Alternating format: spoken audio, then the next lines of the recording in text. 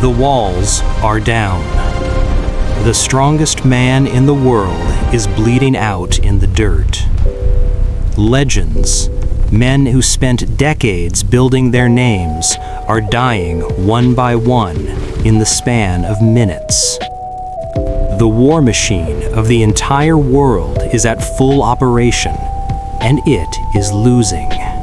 And somewhere in the rubble, moving through the smoke, walking past the fallen, not rushing, not panicking, is Teach.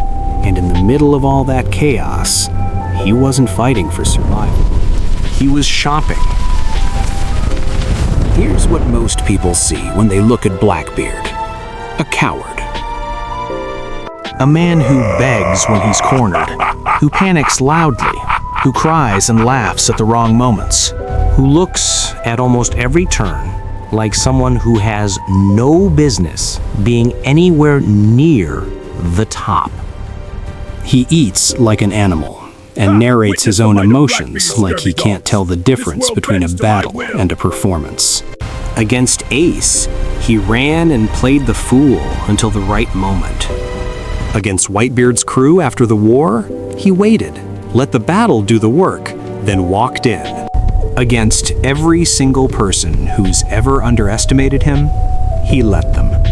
And here is where most analysis stops. He got lucky. He picked his spots. He's just a villain who was in the right place. But that's the lie. Because luck doesn't compound. Lucky men don't survive decades under the world's most powerful pirate. Lucky men don't engineer a war between the Marines and Whitebeard pirates and walk out with exactly what they came for. Something else is happening. So why does he keep winning? 22 years. That's how long Teach stayed under Whitebeard. Longer than most pirates stay alive. Longer than most men stay committed to anything. Not because he was loyal. Not because he believed in the crew's dream. But because he was waiting for one specific fruit to become available.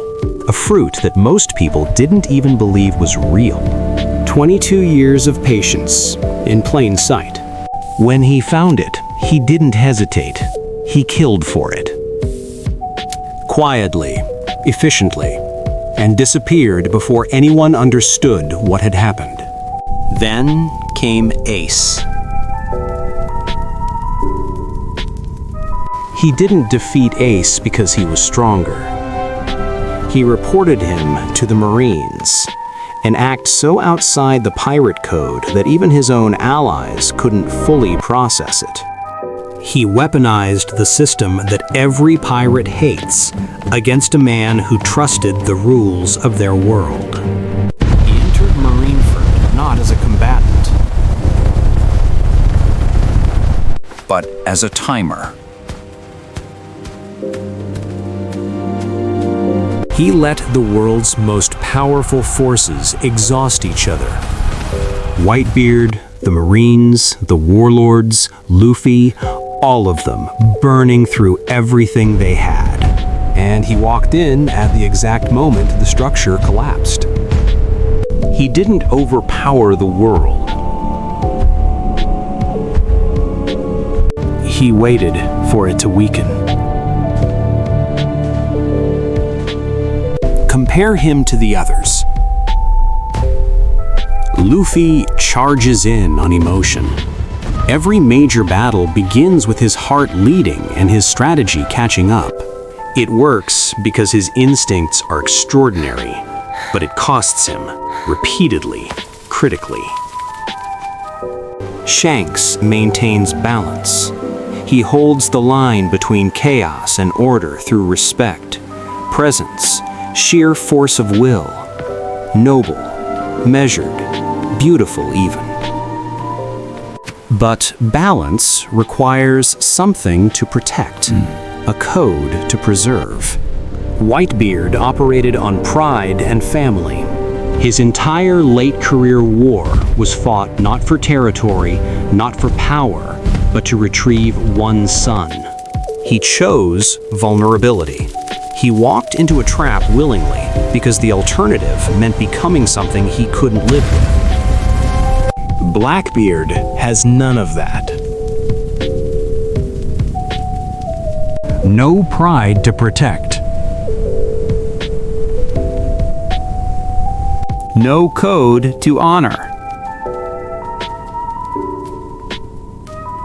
No loyalty that costs him anything. He will run. He will beg.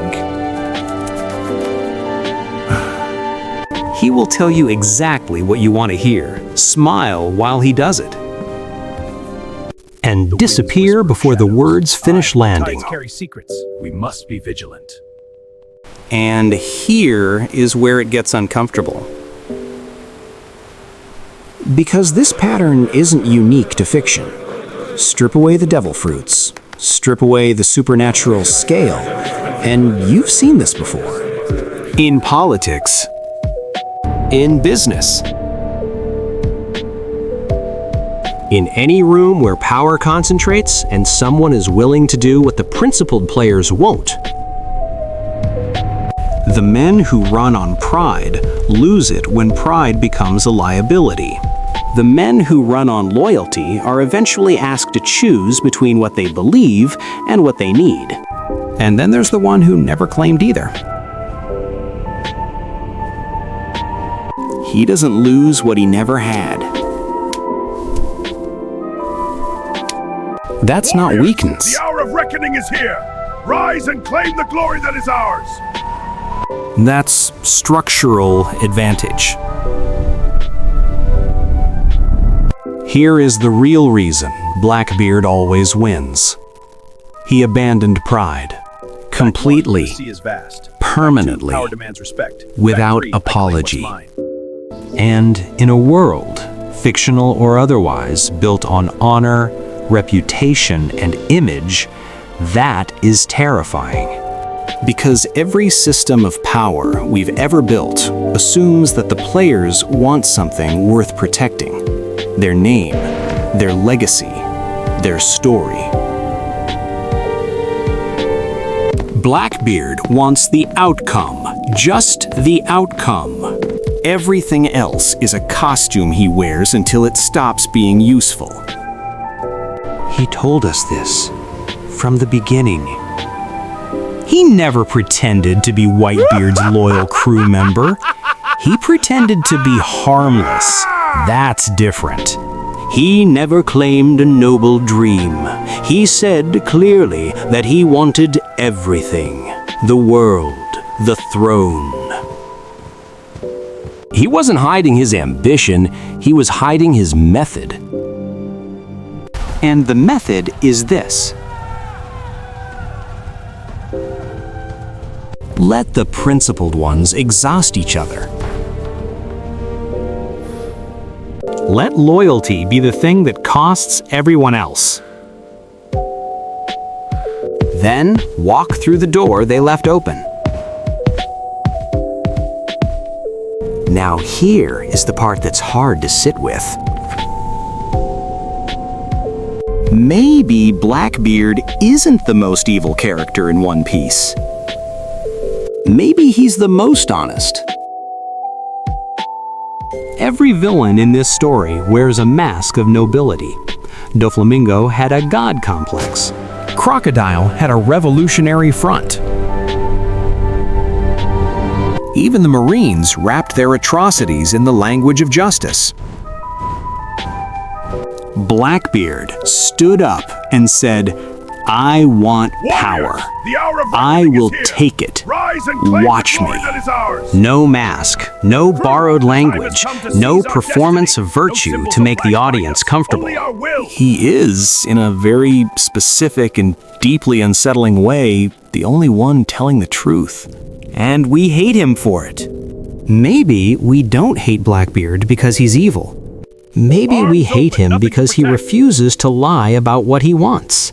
Because when you strip away the hockey and the devil fruits and the pirate aesthetic, the logic holds. Don't act on pride. Don't commit to loyalty that costs you more than it gives. Don't charge in when patience is available. Wait. Move when the moment is right. Take what you came for. Would you still call him a villain? If you wanted the same thing? Like and subscribe for more.